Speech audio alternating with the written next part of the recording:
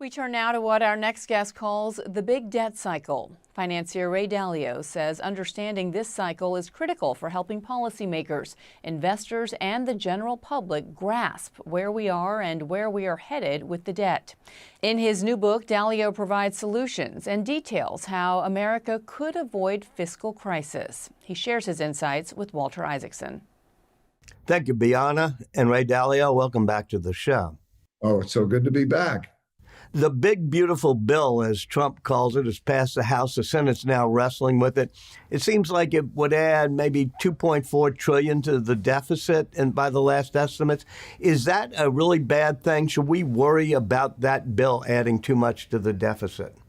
I think that if there's one thing I can give people, and I'm compelled to give people now, it's an understanding of the mechanics and the supply demand so that people will understand how to answer that question, which is why, as a global investor for 50 years who's been through many of these, I wanted to pass along, my book, my description of the mechanics.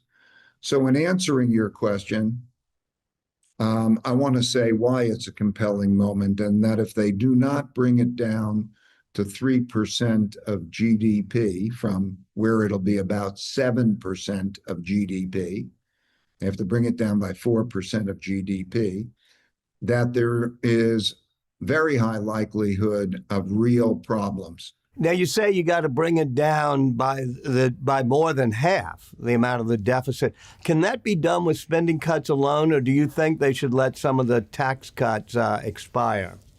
It has to be done by three things. There is, and it has to be spread out among these three things, because any one of those three things would be too painful. And those three things are tax revenue, spending cuts, and interest rates.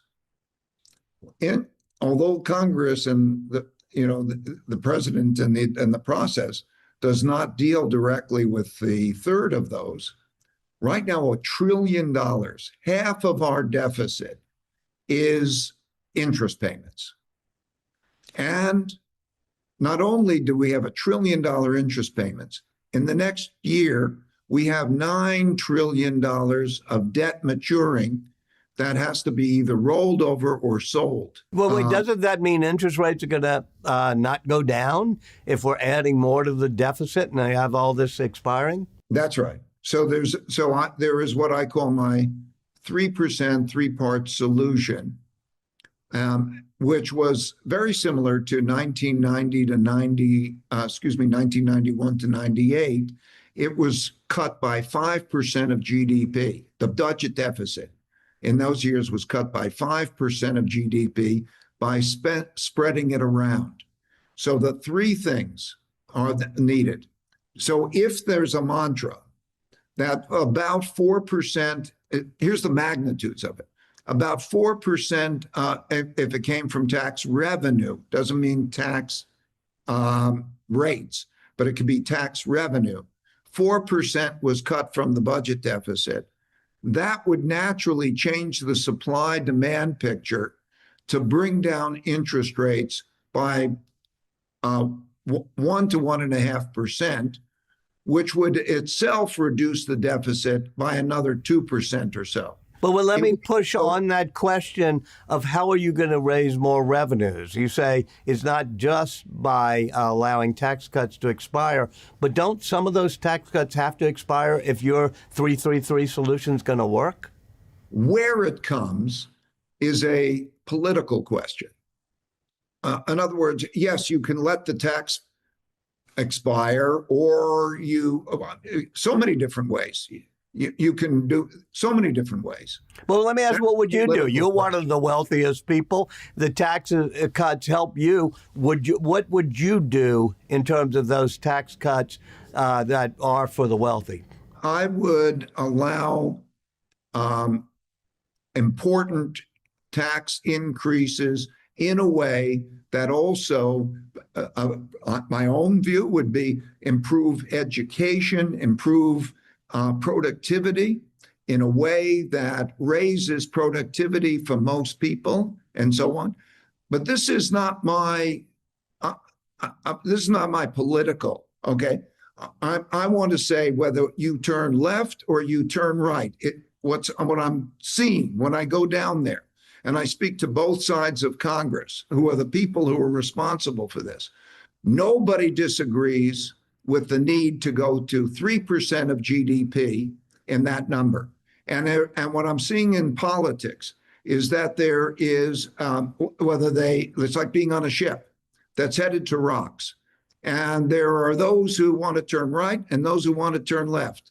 And they're so hell-bent on arguing of whether they turn right or left that they will not get past, they're going to hit the rocks. President Trump seems to be trying to jawbone the Fed chairman, Jay Powell, into cutting interest rates. Does that make any sense to try to jawbone that? And would the bond market permit that? If interest rates are unnaturally cut by the central bank printing money or pushing down interest rates unnaturally, the bond market will not want to own that. Think about when you're owning a bond, what you're getting is interest rates. So the dollar will go down, the value of money will go down, and it's discouraging.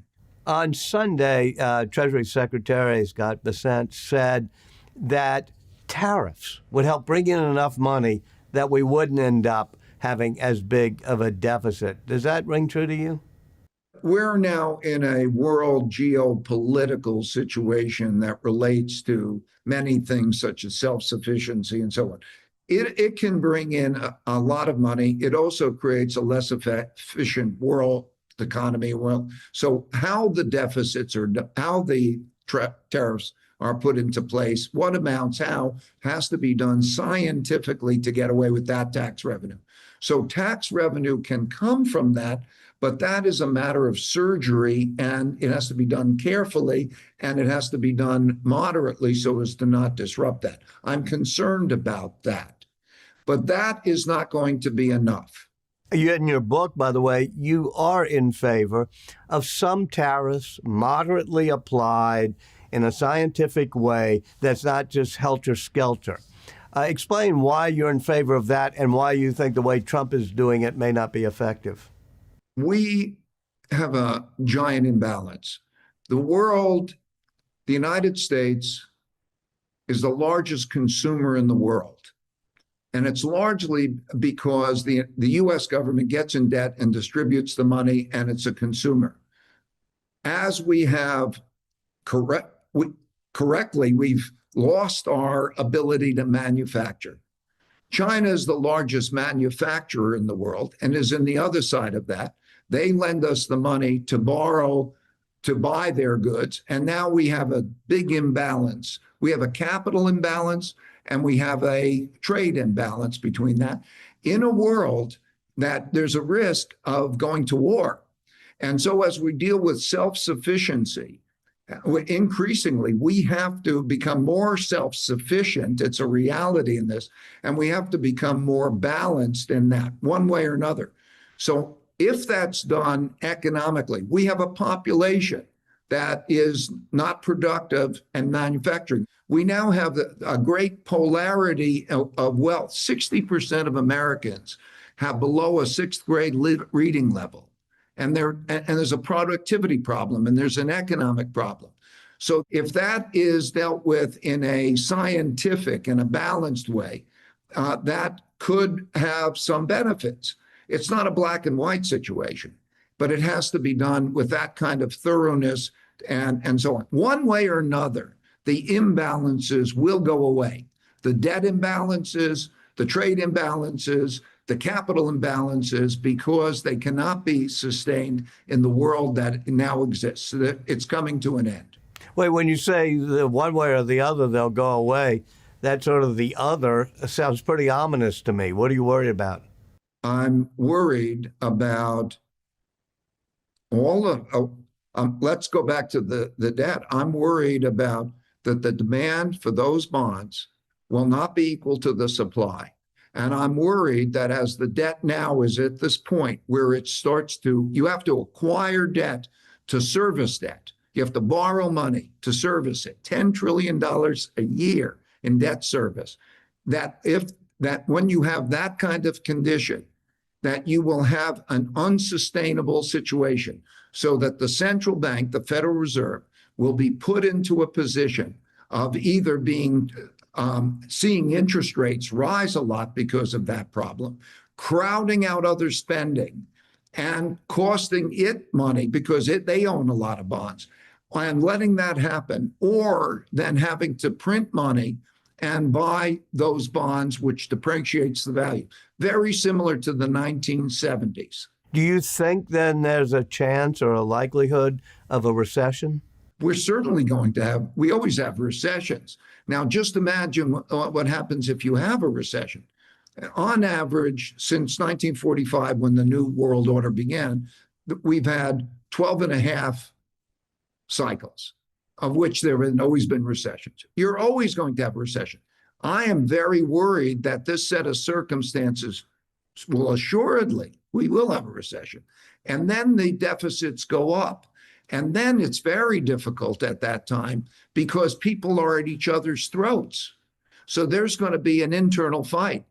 The important thing is to deal with this now, okay? Before you have a lot more debt, before you have a lot more compounding of the debt, before you have a recession. Let me read you a sentence from the book, your book, that kind of made me snap my head. It says, quote, "The policies President Trump is using to, quote, make America great again are remarkably like the policies that those of the hard right countries in the 1930s used." Tell me what you mean by that. What I mean by that is the 1930s was a period that had a debt crisis. The governments were dysfunctional, and four democracies chose to go to more autocratic policies for somebody to get control of the situation in order to fix the situation. So that you had a debt problem. What Germany did, and a number of countries, is that they essentially defaulted on the debt. They didn't pay the debt. And then you have that more autocratic type of policy because the people want somebody to get control of this situation. And then you have the classic conflict between the left and the right. Okay, this has happened repeatedly, the left and the right. And then you have a fight between the left and the right. This has happened repeatedly. I'm referring to the 30s, but this has happened repeatedly throughout history. And do you think that it's happening now in the United States, that we're slipping towards an autocracy? Yes, I do, because the people want somebody to get control of this thing. And so what you see it yourself, we're now questioning. There's a challenge. How does the legal system work? Who has what rights? The possibility of if there was a not accepting an election result. These things are very real today. When you talk about perhaps we're moving into an autocracy, there's another sentence in your book that struck me, which is, as shown in history, the transfer of power from democracy to autocracy was more often than not orderly within the democracy because people were sick and tired of the system failing to work and wanted to give power to a leader who would take control of the mass and make it work well. Do you think it's partly a desire of people in the United States to move to a more autocratic system? There is a very clear, strong desire for somebody to get control of this, and a willingness to have that more autocratic type of to deliver those results. Yes, I think so. When you talk about the potential of getting more revenues, I think in your book, you even talk about maybe having a 2% increase in the income tax. Would you make that part of your 333 solution package? Sure. And what about I think what's required is a little bit from everybody and everything. And what about the expenditure cuts? Would you cut the military?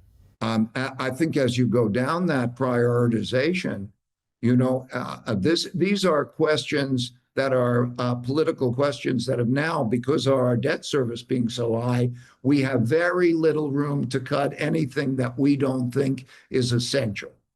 So now you're having the representatives in Congress having to make that choice, but they better make the choice as to whether it's the military or whether it's something else or something else and something else. I don't really care.